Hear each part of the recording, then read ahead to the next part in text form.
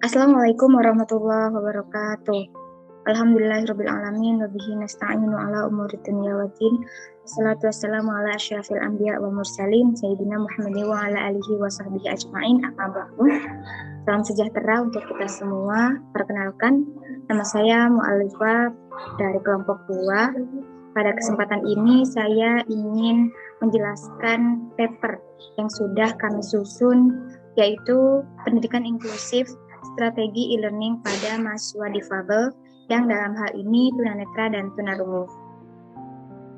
Mengapa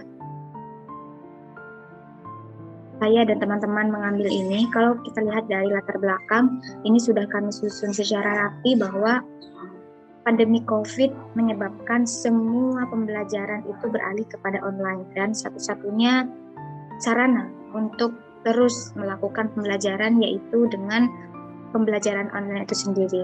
Kemudian hal yang paling kami soroti dalam paper ini yaitu bagaimana kondisi mahasiswa difabel, khususnya tunarungu dan tunanetra, dalam mengikuti pembelajaran e-learning. Kemudian apa yang ingin kami susun dalam paper ini yaitu bagaimana menciptakan mahasiswa tunarungu dan tunanetra itu bisa mengikuti pembelajaran e-learning secara maksimal, dan bagaimana strategi yang perlu dilakukan bagi perguruan tinggi baik dari dosen, tenaga pendidikan untuk menciptakan ruang yang nyaman atau e-learning yang inklusif bagi mahasiswa tunanetra dan tunarungu. Tujuan dari penelitian ini tidak lain yaitu mendeskripsikan strategi e-learning yang harus dilakukan pada mahasiswa difabel sehingga dapat digunakan sebagai referensi para dosen dan para pendidikan tinggi dalam menerapkan e-learning sehingga tercipta pendidikan yang inklusif. Seperti yang sudah saya singgung sebelumnya, bahwa paper ini tidak lain sebagai salah satu acuan bagi para dosen dalam mengajar dan menciptakan pembelajaran inklusif bagi mahasiswa yang difabel, khususnya tunarungu dan tunanetra. Selanjutnya, bagaimana literatur review yang kami cantumkan? Di sini kami membagi dalam 3 sub tema yang sudah kami susun, yaitu yang pertama faktor keberhasilan pembelajaran pada mahasiswa difabel, kemudian kurikulum yang digunakan untuk difabel, selanjutnya yaitu karakteristik mahasiswa difabel. Ada beberapa acuan paper, penelitian, ataupun buku yang sudah kami cantumkan. Ini ada beberapa, dan ini menjadi acuan kami untuk menyusun paper pendidikan inklusif, yaitu strategi e-learning pada mahasiswa difabel, tunarungu, dan tunanetra. Selanjutnya, bagaimana metode penelitian? Tentu penelitian ini adalah studi literatur. Studi literatur yaitu membandingkan ataupun mengumpulkan data-data pustaka yang ada di beberapa jurnal, yang ada di beberapa penelitian, sehingga bisa kami olah, kemudian kami analisa, dan selanjutnya kami simpulkan. Secara sederhana, setidaknya metode penelitian seperti yang sudah dicantumkan oleh kami, yaitu dikompilasi, kemudian dianalisis, selanjutnya disimpulkan. Selanjutnya, bagaimana identifikasi masalah yang kami susun, yaitu berikut identifikasi masalah yang sudah kami rangkum. Kondisi pandemi menyebabkan e-learning ditetapkan. Selanjutnya, mahasiswa difabel itu memiliki beberapa jenis, yaitu dalam fokus ini ada tunarungu dan tunanetra. Selanjutnya, bagaimana untuk menciptakan kurikulum pada mahasiswa difabel, dan kita akan menganalisa bagaimana faktor keberhasilan e-learning pada mahasiswa difabel, bagaimana hambatan yang diperoleh oleh mahasiswa difabel dalam mengikuti pembelajaran, sehingga hal ini yang kemudian menyebabkan bagaimana kami menyusun identifikasi masalah untuk menciptakan strategi e-learning yang cocok pada mahasiswa difabel, khususnya tunarungu dan tunanetra. Selanjutnya, bagaimana rencana penelitian? setelah ada metode penelitian, setelah kami mengidentifikasi masalah, rencana penelitian kami ada berapa, yaitu studi literatur sebagai salah satu metode yang kami laksanakan dalam penelitian ini. Kemudian ada pengumpulan data. Pengumpulan data tentu berasal dari data-data pustaka yang sudah kami kumpulkan. Selanjutnya ada konsep yang diteliti, dan kemudian ada konseptualisasi. Konseptualisasi yang dimaksud adalah dari konsep yang diteliti itu muncullah beberapa konsep subtema yang sudah kami bagikan, sehingga itu menciptakan topik yang kemudian kami analisa.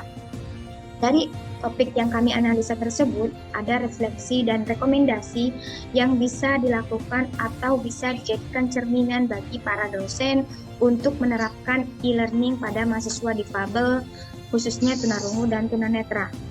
Selanjutnya, refleksi dan rekomendasi. Apa refleksi dan rekomendasi dari paper ini?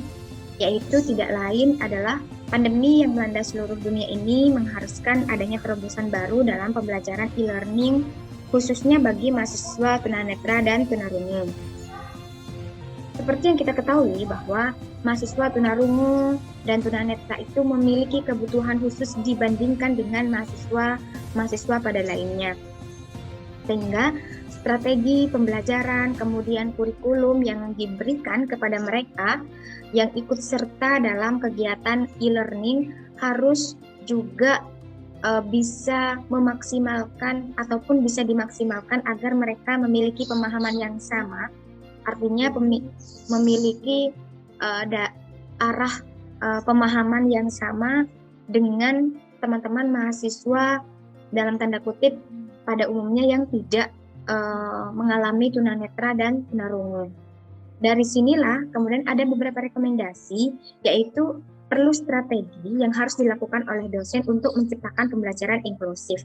Tentunya ada beberapa, yaitu bisa dimulai dari bagaimana variasi media pembelajaran agar itu bisa diakses oleh mahasiswa tunarungu dan tunanetra.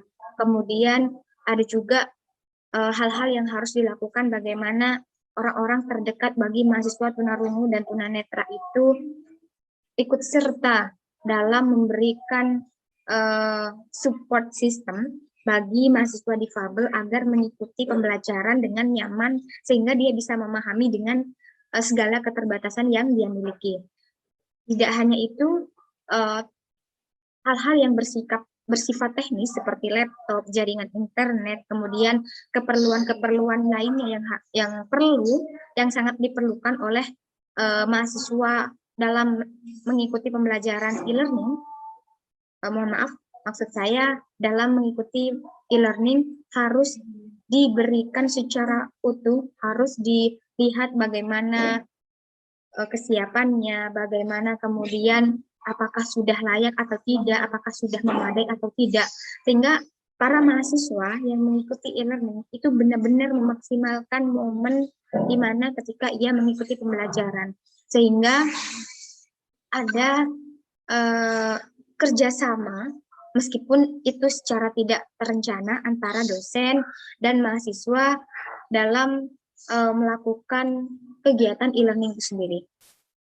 Demikian refleksi dan rekomendasi yang kami susun. Selebihnya mohon maaf apabila ada salah kata. Dan sebelum saya tutup, kiranya ini menjadi salah satu salah satu hal yang saya dapatkan secara pribadi dalam mengikuti pembelajaran media dan metode pembelajaran, yaitu tidak lain selama beberapa pekan terakhir mengikuti pembelajaran metode dan media pembelajaran, saya cukup banyak belajar tentang penggunaan media, mulai dari Mente, kemudian Kahoot, beberapa media lainnya, memaksimalkan penggunaan aplikasi Canva, yang itu melatih saya untuk kreatif, melatih saya untuk berpikir bagaimana menciptakan media pembelajaran yang bisa secara penuh didambakan kehadirannya oleh teman-teman yang mendengarkan. Tidak hanya itu, lebih dari itu, maksud saya, media pembelajaran yang saya pelajari itu saya aplikasikan ketika mengisi beberapa pelatihan, mengisi beberapa seminar yang itu sangat bermanfaat bagi saya dalam mengkombinasikan materi agar tidak jenuh, agar peserta tidak mengalami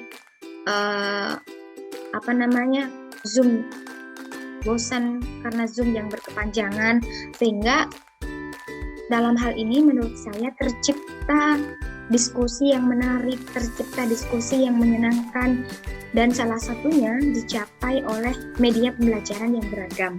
Dan saya ucapkan terima kasih kepada dosen pengampu yang sudah memaksimalkan perannya sebagai mitra belajar kami, mitra belajar saya khususnya, dalam melaksanakan dan memberikan arahan untuk memaksimalkan media pembelajaran dalam setiap pembelajaran, baik itu saya aplikasikan dalam pembelajaran kepada siswa ataupun mengisi berbagai pelatihan ataupun seminar, sehingga ini membuat saya benar-benar memanfaatkan media online dan menepis anggapan bahwa media pembelajaran ataupun pembelajaran e-learning maksud saya, itu hal yang membosankan. Demikian yang bisa saya sampaikan, kurang lebihnya mohon maaf. Apabila ada salah kata dan hal yang kurang berkenan, wassalamualaikum warahmatullahi wabarakatuh.